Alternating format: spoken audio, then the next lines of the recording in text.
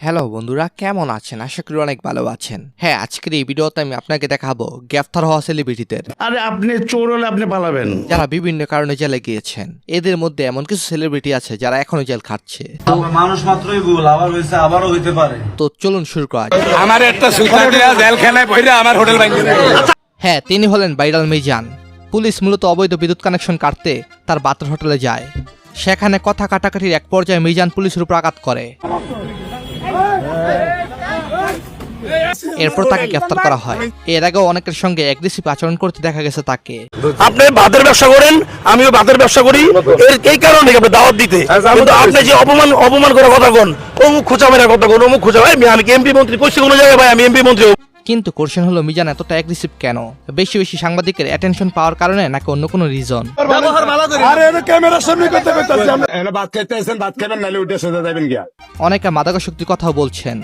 হ্যাঁ, প্রথমে রয়েছে একসময়ের জনপ্রিয় টিকটকার অপু ভাই। কেউ যদি তোমাকে নিয়ে সমালোচনা করে তাহলে ভাববে তুমি হলো সেলিব্রিটি আর ওরা হলো তোমার ফ্যান।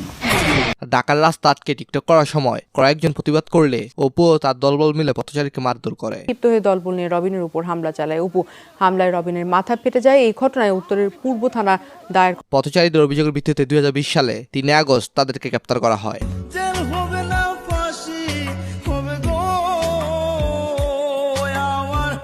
এই নিউজ তারপরে সে জনপ্রিয় ইউটিউবার প্রত্যয় হিরণ।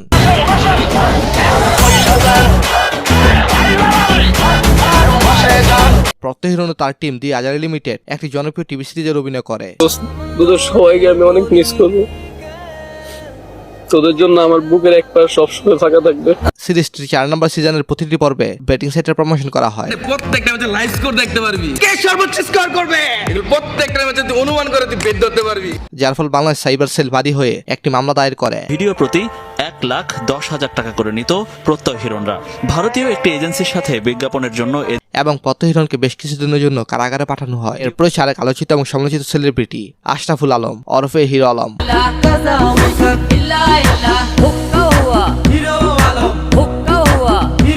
নারীর কারণে হিরো আলমকে একাধিকবার থানা হাজতে ঘুরে আসতে হয়েছে। নারী নির্যাতন মামলায় ফেসে গেলেন হিরো আলম। 7 বছর আগে তার স্ত্রীকে মারধর করার অভিযোগে তাকে গ্রেপ্তার করা হয়। এরপর তার সহকারী আর্টিস্ট রিয়ামনিকে তালাক দেওয়ার পর তার নামে নারী নির্যাতনের মামলা করা হয়। আপনার বাবার জন্য আমাকে কিন্তু তালাক দিয়ে দিচ্ছেন না, আপনি কিন্তু আপনার পরকীয়ার কারণে, যার ফলে তাকে এগেন 14 শিখে বন্দী করা হয়। এমনই করা মামলায় গ্রেপ্তার হয়েছেন এই বিতর্কিত কন্টেন্ট ক্রিয়েটর। এছাড়াও তার নামে নায়িকা বানানোর প্রলোভন দেখিয়ে ধর্ষণের অভিযোগ ওঠে।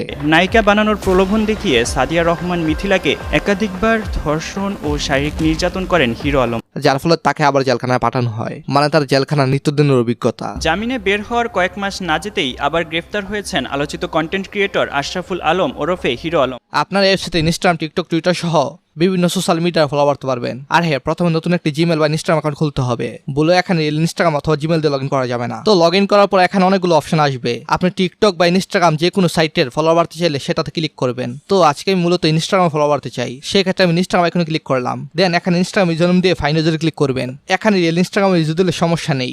এরপর এখানে আপনার মতো ফলোয়ার উঠে দিবেন। মনে করেন আপনার 500 ফলোয়ার প্রয়োজন, আপনি 500 লিখে দিবেন। কিন্তু আমি আপনাকে দেখানোর উদ্দেশ্যে 100 ফলোয়ার লিখে দিলাম। এরপর এখানে ইনস্টাতে ক্লিক করবেন এন্ড ধীরে ধীরে এক ক্লিক 100 ফলোয়ার বেড়ে যাবে। এই যে দেখেন কত নোটিফিকেশন আসছে।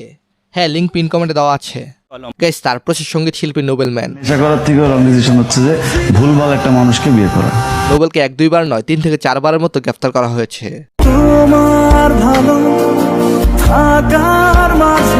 সবগুলো মামলাই হয়েছে নারী নির্যাতনের কারণে। নোবেল আমার সাথে শারীরিক সম্পর্ক করার জন্য আমাকে প্রচন্ড জোর জবরদস্তি করে। নোবেল একমাত্র ব্যক্তি যে কিনা 4 বারের মতন কারাবন্দী ছিল। তুমি বড় মেহেরবান, তুমি মোর রহিম। সো তারপরে আরেক কন্টেন্ট ক্রিয়েটর জান্নাত তোহা।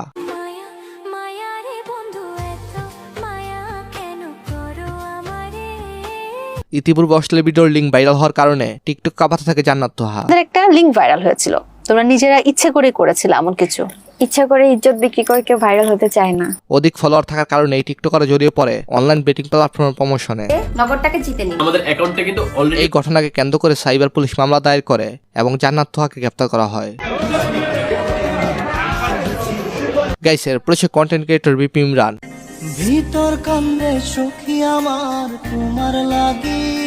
তার বিরুদ্ধে ধর্ষণের অভিযোগ আনা হয়। তার সহ অভিনেত্রী বেশ কিছুদিন যাবৎ তার সাথে টিকটক করতে রাজি না থাকায় তাকে ধর্ষণ করে ইমরান। যা হওয়ার হয়ে গেছে, এই লাস্ট পর্যন্ত যেটা বলে তাড়াহুড়া করে আমি তোমাকে বিয়ে করবো, চুপ, তুমি কাউকে এগুলো বলবো না প্লিজ বলে ওই ছেলে। এই মামলার ভিত্তিতে 14 মাস তাকে আশুলিয়ার পলাশবাড়ি এলাকা থেকে বিপি ইমরানকে গ্রেপ্তার করা হয়।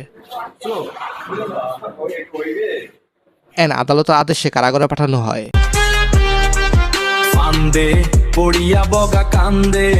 এরপর সে জনপ্রিয় content creator RS Fahim Chowdhury Mirpur চিড়িয়াখানা এলাকায় সাধারণ জনগণ স্টুডেন্টরা RS ফাহিমকে আটক করে। অলরেডি 3-4 বার দেশে আসছে, এখন মামলা আছে নাকি বললো। পরে পুলিশ প্রশাসন গিয়ে তাকে গ্রেপ্তার করে থানায় নিয়ে আসে।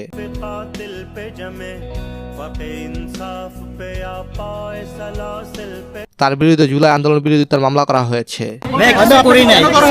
ভাই আমি তো জানি না, আমি তো দেশে 3-4 বার আসছে গেছি, অলরেডি 3-4 বার দেশে আসছে গেছি। ভিউয়ার্স, এরপর হচ্ছে টিকটকার প্রিন্স মামুন।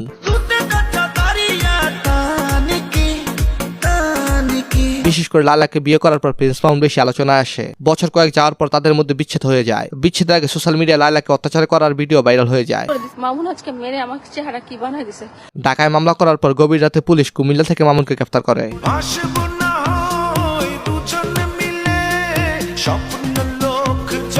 এরপর জামিনে মুক্তি পেয়ে মামুন দেশ ত্যাগ করে।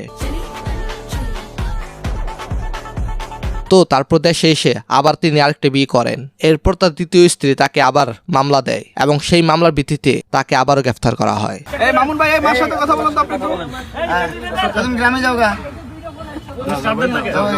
তারপর সেলিব্রিটি কন্টেন্ট ক্রিয়েটর সালমান মুক্তাদি। ঘটনাটি ঘটে 7 বছর আগে। শহীদ রমিজউদ্দিন ক্যান্টনমেন্ট কলেজে 2 শিক্ষার্থীকে বাস চাপা দেওয়ার কারণে বিক্ষোভে ফেটে পড়ে সহপাঠীরা। বন্ধ করে রেখেছে রমিজউদ্দিন ক্যান্টনমেন্ট কলেজের শিক্ষার্থীরা। আন্দোলনে সালমান মুক্তাদি যোগ দিয়ে স্টুডেন্টের পক্ষে নিয়ে পুলিশের সঙ্গে কথা বলতে যায়।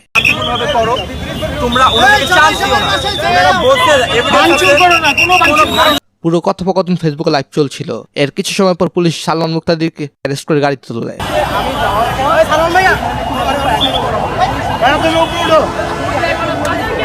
পরে অবশ্য সাংবাদিকদের কারণে পুলিশ তাকে ছেড়ে দিতে বাধ্য হয়।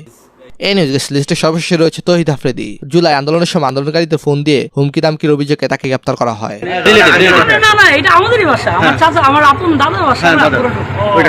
ঢাকার বেশ কয়েকটি থানা তৌহিদ আফ্রিদির বিরুদ্ধে মামলা করা হয়। এই মামলাগুলোর ভিত্তিতে আফ্রিদিকে গ্রেফতার করে রিমান্ডে পাঠানো হয়। তো তারপর সে রিপন ভিডিও 16 বছরের নারীকে ধর্ষণের অভিযোগে তাকে গ্রেপ্তার করা হয়। তারপরে সে ব্যারিস্টার সুমন, তাকে পলিটিক্যাল কারণে গ্রেফতার করা হয়। পরিস্থিতি ভালো থাকুক বাংলাদেশ বলে মন্তব্য করেছেন সাবেক সংসদ সদস্য ব্যারিস্টার সাইদুল হক সুমন। এরপর হচ্ছে ডন, যাকে রিসেন্টলি গ্রেফতার করা হয়েছে। না, আপনি সালমান শাহর হত্যাকারীও, ঘটনাটা কি আসলে? আমরা তো তাকে গ্রেফতার করা হয়েছে জনপ্রিয় হিরো সালমান শাহকে হত্যা করার দায়ে। জীবনের ভাবনা। কিন্তু এক তথ্য জানা গেছে, ডন হজের উদ্দেশ্যে যাওয়ার সময় তাকে গ্রেফতার করা হয়। আরে আপনি চোর হলে আপনি পালাবেন, আমি তো 29 বছর পালাইনি, আমি সৎ। আচ্ছা, আপনার কি মনে হয় সালমান শাহ হত্যার সাথে ডন কি জড়িত আছে? তো যাই হোক, আজকের এই ভিডিওটি এই পর্যন্তই। ধন্যবাদ সবাইকে, ভালো থাকবেন।